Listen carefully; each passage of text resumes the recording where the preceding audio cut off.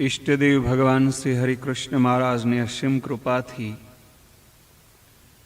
દ્વાદશ જ્યોતિર્લિંગ નિમિત્તે આજે આપણે એકત્રિત થયા છીએ અને આજે આપણે 8મા જ્યોતિર્લિંગ નાગેશમ દારૂકાવને, નાગેશમ નાગનાથ, નાગેશ્વર એ દ્વારકા પાસે માનવામાં આવે છે.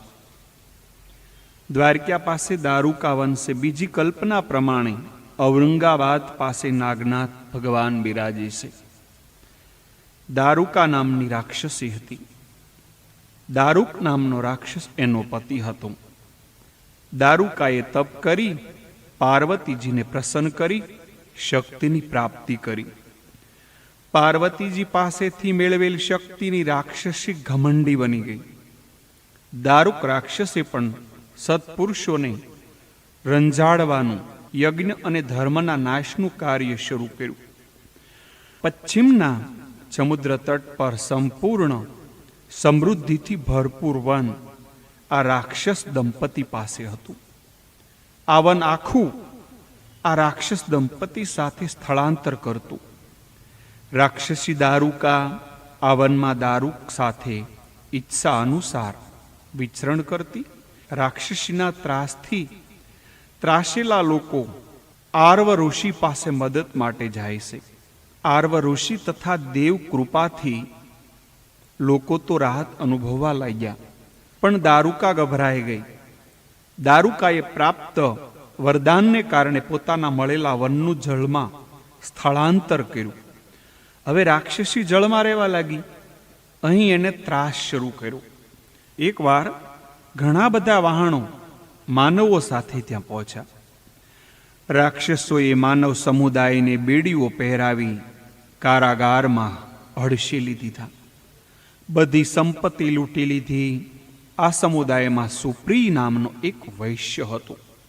સુપ્રી સદાચારી, ભસ્મ લગાડનાર, રુદ્રાક્ષની માળા ધારણ કરનાર, શિવનો મહાન ભક્ત, પરમ ભક્ત. સુપ્રી શિવ પૂજા વગર ભોજન પણ ન કરે. સુપ્રી તથા એની સાથેના બધા શિવ પૂજન કરતા. આમ બધાય ઓમ નમઃ શિવાયનો મંત્ર જાપ, શિવ પૂજા, નિત્ય પૂજા કરતા. સુપ્રીના તપના કારણે તેને શિવ દર્શન પણ થયેલા. આ વાતથી રાક્ષસો ક્રોધે ભરાણા. સુપ્રી તથા સાથીઓ રાક્ષસીઓથી ભયભીત બન્યા. બધાએ અનન્ય પ્રેમથી શિવનું ધ્યાન, ચિંતન, નામ જપ શરૂ કર્યા. સુપ્રીએ દેવ દેવેશ્વર ભગવાન શંકર એમને પ્રાર્થના કરતા કહ્યું કે હે કલ્યાણકારી ત્રિલોકના નાથ, દુષ્ટને હરનારા ભક્તવત્સલ શિવ, આપ જ મારા સર્વસ્વ છો. હું આપનો છું, આપને આધીન છું. આપ જ મારા જીવન અને પ્રાણદાતા છો. આપ મારું રક્ષણ કરો. સુપ્રિયાની પ્રેમપૂર્ણ પ્રાર્થના સાંભળી શિવ ત્યાં પ્રગટ થયા. શિવ અહીં પરિવાર સાથે પ્રગટ થયા. આ સ્થળ તે જ નાગેશ્વર જ્યોતિર્લિંગ. સુપ્રિયે શિવ દર્શન પૂજન કર્યું.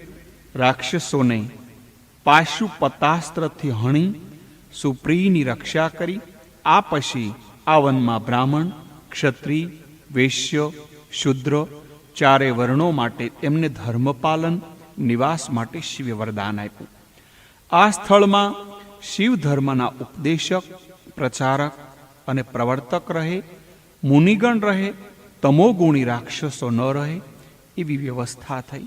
રાક્ષસી દારૂકા પાર્વતીજીની અનન્ય ભક્ત પણ હતી.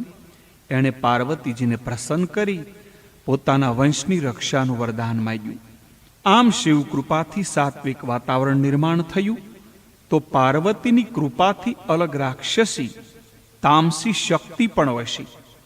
આ સ્થળે જ્યોતિર્લિંગ સ્વરૂપ મહાદેવજી બિરાજમાન છે. તે નાગેશ્વર ધામ કહેવાય છે. પાર્વતીજી બિરાજ્યા તે નાગેશ્વરી કહેવાય છે. જે શક્તિનો, ભક્તિનો સદુપયોગ કરે તે માનવ દેવ સમાન છે. જે સંયમ, સંપત્તિ, શક્તિનો ભોગમાં દુરુપયોગ કરે તે દૈત્ય રાક્ષસ છે. દારૂકા દારૂક રાક્ષસ દંપતીથી પ્રજા દુઃખી બની. સુપ્રિયે માનવોએ ભગવાનની શક્તિ મેળવી, શિવ કૃપા મેળવી, કામ કર્યું તો તેમની જીત થઈ.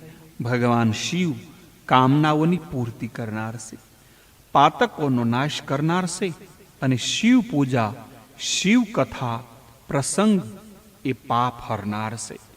માટે આપ સર્વ જ્યારે પણ સૌરાષ્ટ્રમાં જાઓ ત્યારે નાગેશમ દારૂકાવને એટલે કે નાગેશ્વર ધામ એમના અવછુક દર્શન કરજો. એટલું કહીને અહીંયા નાગેશ્વર ભગવાનની નાગેશ્વર જ્યોતિર્લિંગની જે કથા હતી એ મેં તમને આપ સર્વને કહી. આપ સર્વને ભાવથી હૃદયથી પ્રણામ.